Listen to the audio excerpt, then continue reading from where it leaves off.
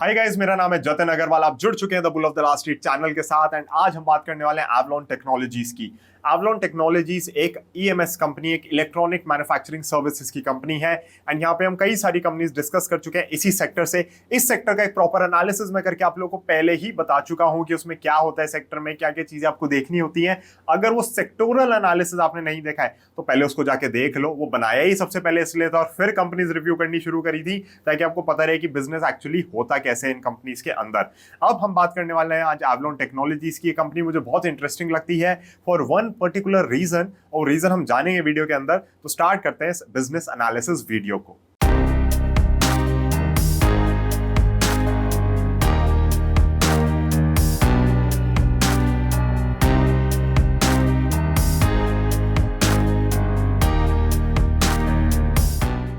तो ये company start हुई थी 1999 में और ये फुल्ली वर्टिकली इंटीग्रेटेड है। अब वर्टिकली इंटीग्रेटेड का क्या मतलब होता है? बेसिकली वन स्टॉप सोल्यूशन है हर चीज के लिए। तो अगर आपको प्रोडक्ट की कॉन्सेप्चुअलाइजेशन करवानी है तो भी इनके पास जाओगे, प्रोटोटाइपिंग है तो भी इनके पास जा सकते हो, उसके बाद आपको प्रोडक्ट की टेस्टिंग करवानी है तो भी इनके पास जा सकते हो, उसकी मास प्रोडक्शन करानी है तो भी इनके पास जा सकते हो, रिपेयर्स एंड सर्विसेज है तो भी इनके पास जा सकते हो। तो कहीं ना कहीं वर्टिकली इंटीग्रेटेड प्लेयर है और हर तरीके से हर जगह पे काम कर रहे हैं ये अपने बिजनेस सेगमेंट में।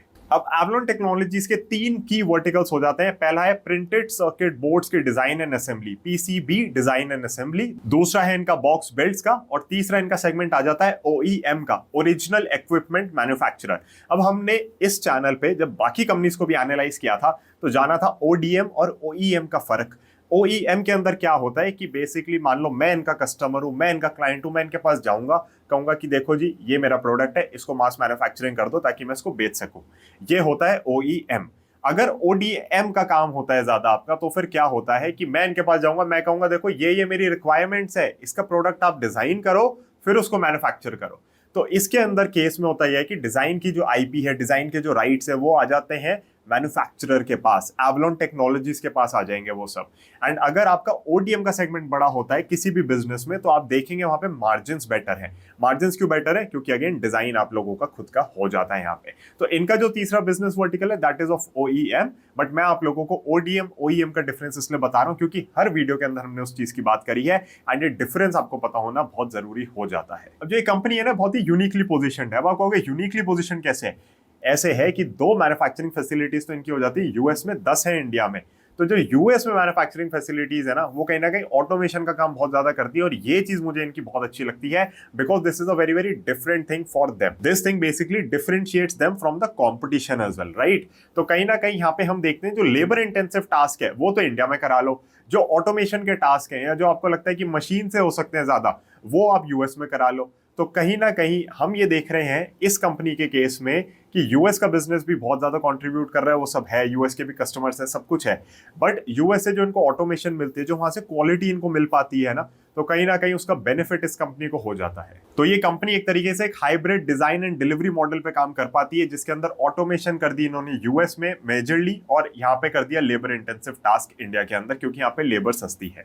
इस कंपनी का जो रेवेन्यू होता है हम देखते हैं 60% रेवेन्यू जो इनका यूएस के हाई वैल्यू क्लाइंट से आ रहा है उनको बेनिफिट मिल रहा है इस चीज का बिकॉज उनको लो कॉस्ट मैन्युफैक्चरिंग, जो लेबर इंटेंसिव काम है वो लो कॉस्ट पे होता हुआ दिख रहा है because their manufacturing facilities in India. तो जो ये ड्यूल मॉडल या हाइब्रिड मॉडल पे इनकी फंक्शनिंग है that is something which is very unique to Avalon Technologies and कहीं ना कहीं ये फैक्टर मुझे बहुत अच्छा लगता है इस कंपनी के बारे में बिकॉज कहीं ना कहीं आप कॉस्ट में यहाँ पे बेटर परफॉर्म कर पाते हो और अपने यूएस क्लाइंट्स को जो वैसे भी आपको ज्यादा पैसा दे रहे होंगे उनको कॉस्ट अगर आप बचा पा रहे हो तो आपका वहां पे मार्जिन एक्सपेंशन आना शुरू हो जाता है। एक चीज और जो बहुत यूनिक है इस कंपनी के बारे में वो ये है कि ये सनराइज इंडस्ट्रीज को टारगेट कर रही है जिसमें लॉन्ग पीरियड के कॉन्ट्रैक्ट्स आपको मिल सकते हैं। तो वो कौन सी इंडस्ट्रीज हो गई? जैसे कि क्लीन एनर्जी हो गई, मोबिलिटी हो गई, इंडस्ट्रियल हो गई, कम्युनिकेशन हो गई, मेडिकल हो गई।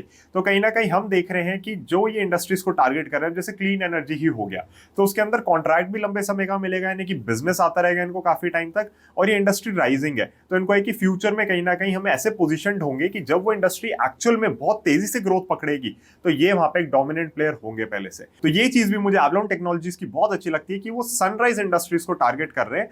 ऑफ कोर्स ये देखना रह जाता है कि किस तरीके से डिलीवर कर पाते हैं, फ्यूचर में कैसा बिजनेस वहां से आता है, but at least the company has the vision to show for it and अगर इनके पास विजन है तो ये काम भी कर ही लेंगे एंड अगर काम अच्छे से कर लेते हैं तो फिर सोने पे सुहागा हो जाता है हमारे लिए, क्योंकि then the business would be doing very well. अब हम इनका रेवेन्यू ब्रेकअप जान लेते हैं अलग अलग इंडस्ट्रीज का। तो क्लीन एनर्जी से 20% रेवेन्यू है, मोबिलिटी से 27%, इंडस्ट्रियल से 30%, कम्युनिकेशन से 7%, मेडिकल से 8%, एंड बाकी के जो सेक्टर्स को केटर कर रहे हैं, इंडस्ट्रीज को केटर कर रहे हैं, उसमें 8% हो जाता है। तो गाइस अब इस कंपनी की हम स्ट्रेंथ्स और वीकनेसेस समझ लेते हैं, क्योंकि आखिर हम पूरा यहाँ पे बिजनेस समझ रहे हैं, तो आपको ये भी पता होना चाहिए प्लस पॉइंट्स क्या है, माइनस पॉइंट्स क्या है।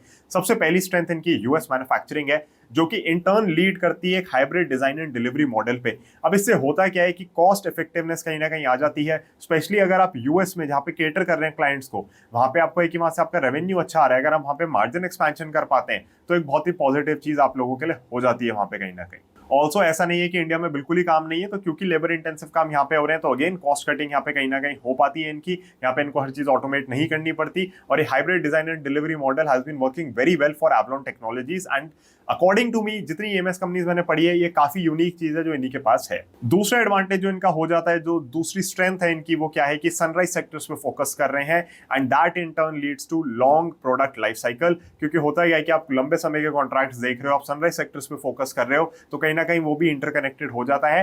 एंड मुझे लगता है कि सनराइज सेक्टर्स पे भी इसलिए बेटर फोकस कर पा रहे हैं because of their hybrid design and delivery model. तो कहीं ना कहीं इनकी जो स्ट्रेंथ्स है सारी इंटरकनेक्टेड है, एंड ऑफ कोर्स सारी स्ट्रेंथ्स इंटरकनेक्टेड ही होती है हमेशा ही। वीकनेसेस भी मैं कहूंगा कहीं ना कहीं आपके जो बिजनेस मॉडल है उसी में से निकल के आ रही होती है, बट फिर भी मैं यहाँ पे कहूंगा कि इनका, क्योंकि जो बिजनेस मॉडल है एक तरीके से जो इन्होंने खुद से सोचा है, समझा है कि थोड़ा यूएस में करेंगे काम, बाकी का यहाँ पे करेंगे, एंड उस बेसिस पे हम फिर क्लाइंट्स को डिलीवर कर सकेंगे सारी चीजें, तो वो कहीं ना कहीं इंटर्न लीड कर रहा है इन लोगों को कॉस्ट इफेक्टिवनेस पे। क्योंकि यहाँ पे देखो मार्जिन्स ना बिजनेसेस में कम होते हैं, ईएमएस बिजनेसेस में मार्जिन्स जनरली कम होते हैं। अगर यहाँ पे किसी कंपनी में मार्जिन्स अच्छे मिल रहे हैं आपको, तो बहुत बढ़िया चीज हो जाती है।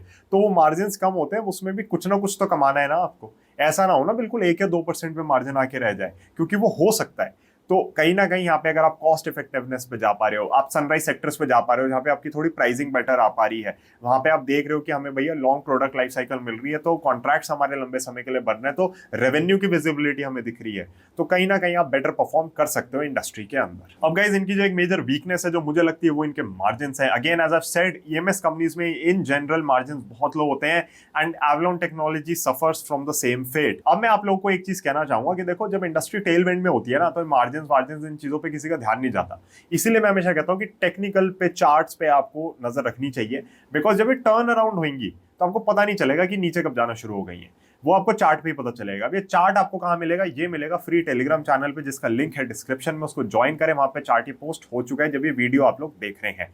And it is very very important when you are working in the markets, क्या फंडामेंटली एंड टेक्निकली बिजनेसेस को, कंपनीज को समझ के काम करें। यहाँ पे अगर आप किसी भी एक चीज में ढील देते हो, मेरे हिसाब say that is inviting danger, inviting risk. और रिस्क हम क्यों लें? हम अपना रिस्क यहाँ पे मैनेज करना चाहेंगे। तो कहीं ना कहीं एवलॉन टेक्नोलॉजीज का मैंने आपको बिजनेस समझा दिया, बिजनेस मॉडल समझा दिया, अलग अलग इंडस्ट्रीज जिसमें काम कर रहे हो समझा दिया है।